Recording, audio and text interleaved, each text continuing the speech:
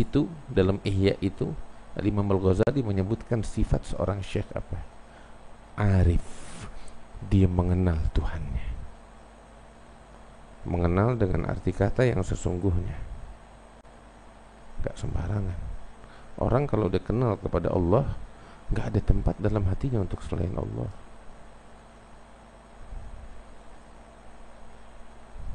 Ya. Saya kasih contoh. Saya nggak tahu di sini, ya, pernah berjumpa apa enggak.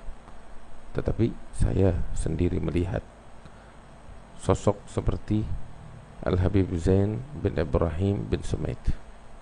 Mungkin beberapa kawan-kawan di sini jumpa dengan beliau. Ya. Kita ketika lihat beliau itu, ya, kita melihat, kita merasa, kita rasakan, dan kita mendapatkan sosok beliau ini, ya, dari pandangannya, dari cara bicaranya, gerak-geriknya, dalam hatinya nih nggak ada selain Tuhannya, nggak sama orang. Nanti kalau udah ketemu sama Habib Zain bin Sumaid, nanti bakal dapetin beliau nggak sama orang. Mungkin sekilas kalau ente lihat pandangannya kepada orang kosong, tapi ente dalam, lihat ke dalam, dapetin orang penuh dengan Allah. Nggak ada tempat di hatinya bakal orang. Ini, makanya saya bilang, Al-Ghazali bilang sifat seorang syekh arif, kenal kepada Tuhannya. Dan orang kalau udah kenal sama Tuhan, nggak ada tempat dalam hatinya untuk selainnya. Nggak ada tempat. Saya sendiri nggak tahu, saya pernah cerita apa enggak, mungkin di beberapa tempat saya cerita, saya nggak ingat, mungkin di Mahya atau di mana. Saya pernah sekali datang ke tempatnya Habib Zain waktu pergi umrah. Kebetulan itu waktu beliau lagi tinggal di Jeddah beberapa bulan karena ada beberapa hal tertentu. Kita datang, saya, Habib Jindan, dan ada beberapa kawan. Dengar Habib Zain bin Sumaid ada di Jeddah. Kita datang pengen minta doa, jumpa beliau, ngambil berkah. Ketika kita masuk kepada beliau, itu waktu beliau lagi habis sholat, mungkin habis sholat Isya, maghrib atau Isya mungkin. Ya, kebetulan lagi ada tamu ikut sholat dengan beliau. Lepas sholat di atas sejadah, Habib Zain ngobrol sama tamunya itu. Ngobrol sama tamunya. Dan ternyata ini tamu sudah lama, cukup lama sama Habib Zain, sekitar 40 menit mungkin duduk dengan Habib Zain. Ngomong asyik. Dan ini tamu kita kenal siapa dia. Ngomong panjang lebar sama Habib Zain, kita datang. Begitu kita datang, Habib Zain lihat kita, gembira, ahlan, disambut, kita cium tangan beliau, duduk sama beliau. Ini tamu beliau tuh satu orang duduk di sampingnya Habib, ya. Habib berpaling dari dia, nyambut kita di atas sejadah. Terus apa? Nyenengin hati kita, nanya bagaimana kabar kita, terus sedikit ngobrol sama kita. Tengah-tengah ngobrol sama kita, asyik ngobrol tentang keadaan Indonesia, tentang keadaan para habaib di sini, tentang keadaan kita. Nanya, ngobrol panjang lebar sama kita. Tahu-tahu, ini di atas sejadah nih. Kita di hadapan beliau, tamu yang tadi tuh di sebelah kirinya Habib. Ya, yang tamu yang pertama. Habib asyik ngobrol sama kita. Tahu-tahu berhenti, nengok ke tamu yang pertama. Dia lihat, ente di sini dari kapan ya? Kaget Habib Zain, ente dari tadi di sini, dari kapan ente di sini ya? Itu saya ketika ngelihat ucapan Habib Zain kepada tamunya yang pertama ngomong begitu, saya paham. Ini Habib nggak sama orang ini. Padahal sama tamu yang pertama sekitar 1 jam ngobrol panjang lebar, nengok ke kita, nyambut kita, balik lagi, bingung, ente dari kapan di sini? Itu yang dari tadi itu apaan? Dari situ saya paham, ini sosok di dalamnya nggak ada manusia, nggak ada apapun kecuali Allah.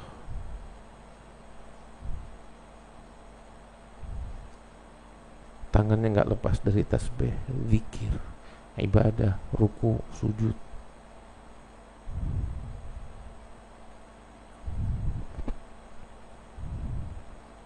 Ada sosok yang kenal sama Allah. Ini pengalaman saya nggak tahu, mungkin orang punya pengalaman lain, tapi ini sosok betul-betul kita saksikan. Tatkala kenal dengan Allah, nggak ada tempat di dalam hatinya kecuali Allah. Benar. Itu sebagai bukti yang saya lihat dengan mata kepala saya sendiri.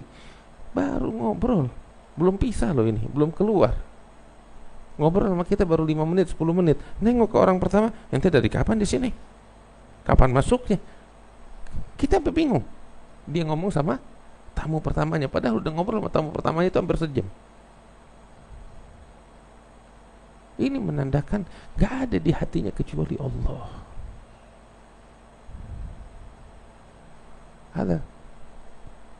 Ada murabbi.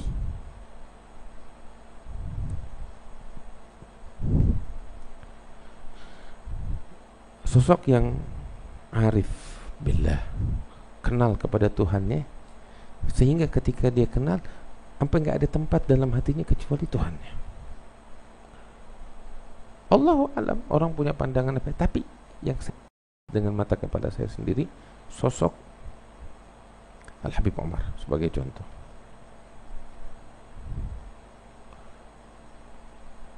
Ketika kita lihat, saya nggak tahu pengalaman orang, tapi saya pribadi ketika melihat beliau,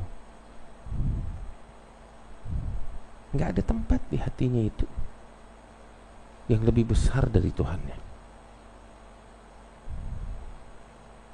Sebab dia kenal siapa Tuhannya.